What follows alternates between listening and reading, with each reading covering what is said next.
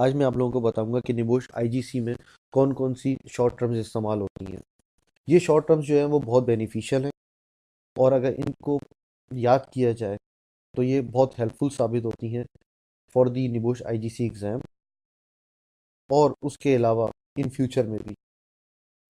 अब मिसाल के तौर पे हमारे पास नंबर 1 पे है causes of accident. Nectar, NECTRE। N for noise and vibration, E for electricity, C for chemical, T for temperature, R for radiation and E for explosion. ये एक जनरल कॉजेज हैं एक्सीडेंट के।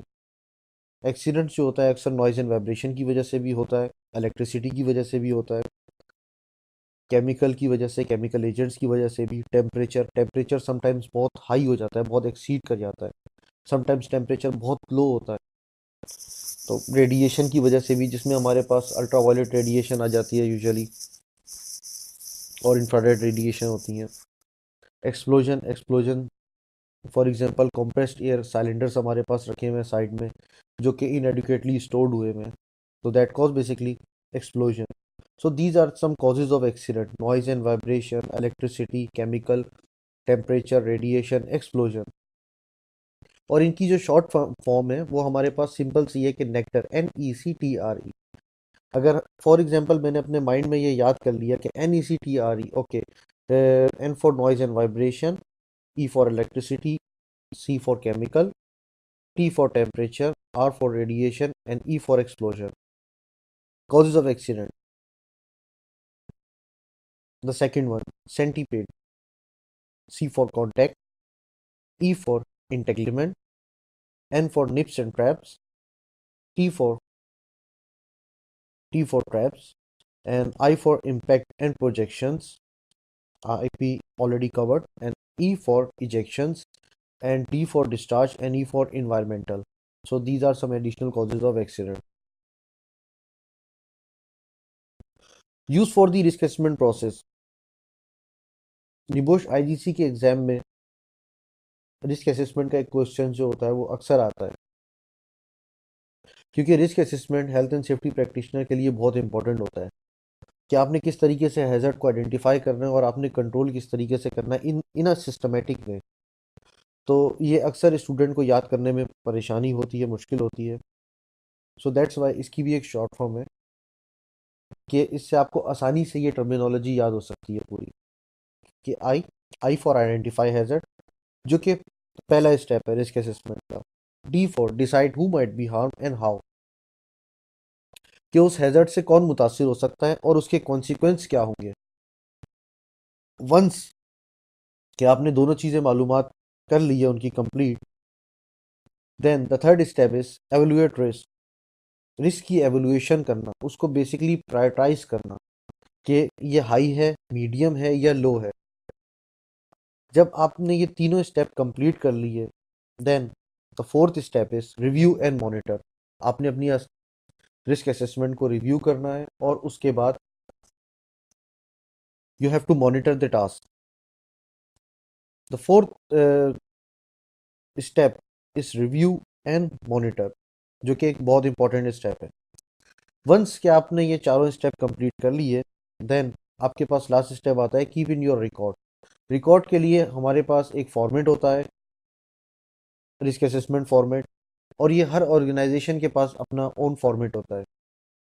डिफरेंट फॉर्मेट्स हैं लेकिन terminology वो same use होती है इसमें। अब अगर मुझसे for example if somebody will ask me that what is the process for risk assessment, okay, क्या प्रोसेस था रिस्क असेसमेंट का, पहला स्टेप क्या था, I forgot that one. So I will use that terminology even in the exam preparation also. Either I for identify the hazard, D for decide who might be harmed and how, E for evaluate the risk, and R for review and monitor, and K keep it on your record. अब हमारे पास आता है reasons to review safety policy. Safety policy का revision करना बहुत necessary होता है किसी भी ऑर्गेनाइजेशन के लिए, और दैट्स वाई ये निबोश आईजीसी में भी बहुत इंपॉर्टेंट कंसिडर किया जाता है। पर्ल्स एक बेसिकली शॉर्ट फॉर्म है, PEARRLS।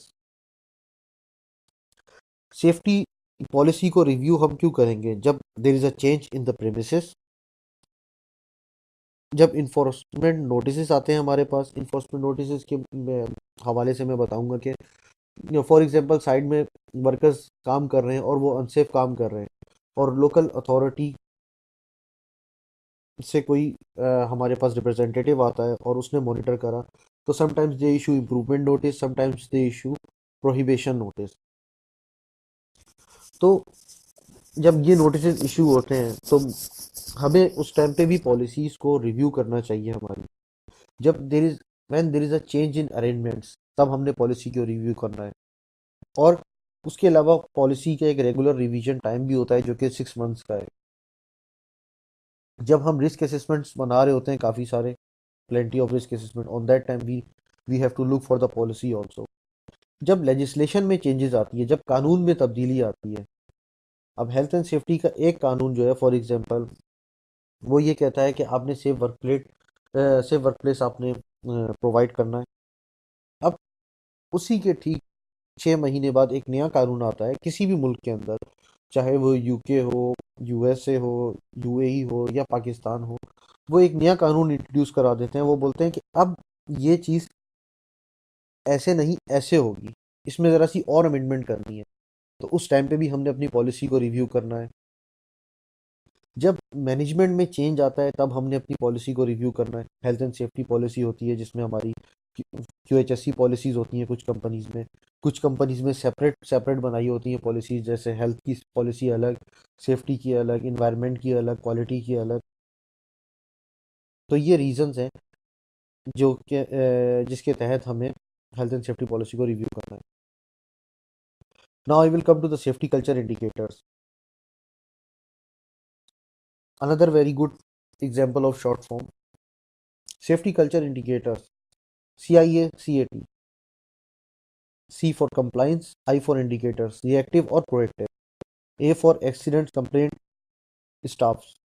अब एक्सीडेंट कंप्लेंट्स किसकी तरफ से आती हैं? यूजुअली स्टाफ की तरफ से आती हैं। A for absenteeism, T for turnover staff.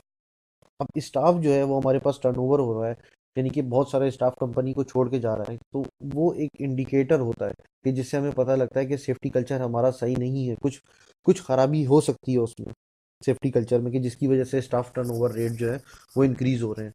जब साइड में मजदूर जो है काम करने वाले वो ज़्यादातर छुट्टियां करेंगे, तो ये भी एक जो है उसमें एक एलिमेंट ये भी आता है कि सेफ्टी कल्चर हमारा पुअर हो सकता है शायद।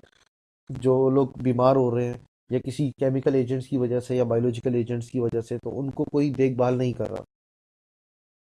हमारे पास कोई प्रॉपर हेल्थ सर्वेलेंस स्ट्रेटजी मौजूद नहीं है ऑर्गेनाइजेशन के तहत, तो उस वजह से भी ये सेफ्टी कल्चर हमारा ख़राब है। और ये indicator basically that is basically indicator.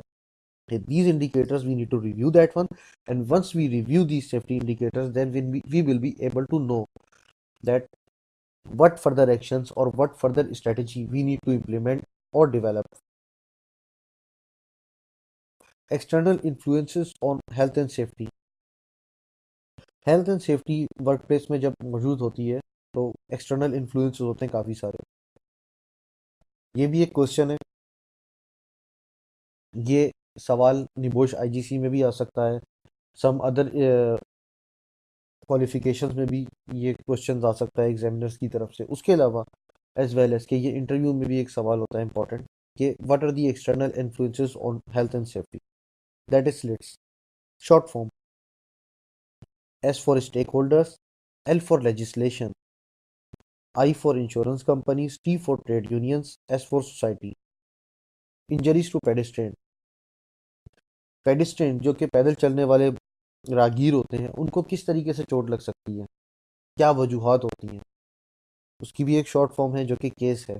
C for collisions, A for airborne, S for slip trips and falls जो कि नंबर 1 है cause of accident, E for environment, low risk assessment, HI। बस एक और short term: heaviness, intrinsic danger, bulk, unstable, grip. Guards: कौन कौन से किस्म के गार्ड्स हमारे यूज़ होते हैं मशीनरी के लिए स्पेशली। जब हम गार्ड्स की बात करते हैं तो हम यूजुअली मशीनरीज की बात करते हैं, इक्विपमेंट्स की बात करते हैं। तो उसमें हमारे पास फिक्स गार्ड होता है, इंटरलॉक गार्ड्स होते हैं, ऑटोमेटिक गार्ड्स हैं, ट्रिप डिवाइसेस हैं, टू हैंडेड हैं। तो अब हमारे पास एक और शॉर्ट फॉर्म आ गई जो कि FIA है, short form, fix interlock automatic trip two handed management system. Management system की अगर हम मैंने शॉर्ट फॉर्म नोट करनी है तो वो है पॉपी मार, POPIMAR। P for policy, the number one. The second step is organization. Third, planning and implementation. Fourth, implementation. Uh, Third, planning and fourth, implementation. Fifth, monitor, then audit, and then review. Policy, organization, planning, implementation, monitor, audit, review. POPIMA is a simple one. Mechanical hazard, fish tags. अब machineries में कौन कौन से किस्म के hazards होते हैं, जिसमें नंबर वन पे हमारे पास आता है friction, then impact, then shearing, then high pressure injection, drawing in, entanglement, cutting, crushing, stabbing। ये तमाम हैजर्ड्स आपके माइंड में होने चाहिए और इसकी एक शॉर्ट फॉर्म है, वो है फिश टैग्स। आई होप कि आपको बहुत कुछ सीखने को मिला होगा इस वीडियो से। और ये जो शॉर्ट फॉर्म्स हैं ये सिर्फ निबोश में हेल्पफुल नहीं होंगी, ये आपके इंटरव्यूज़ में भी काम आएंगी। Thanks for watching.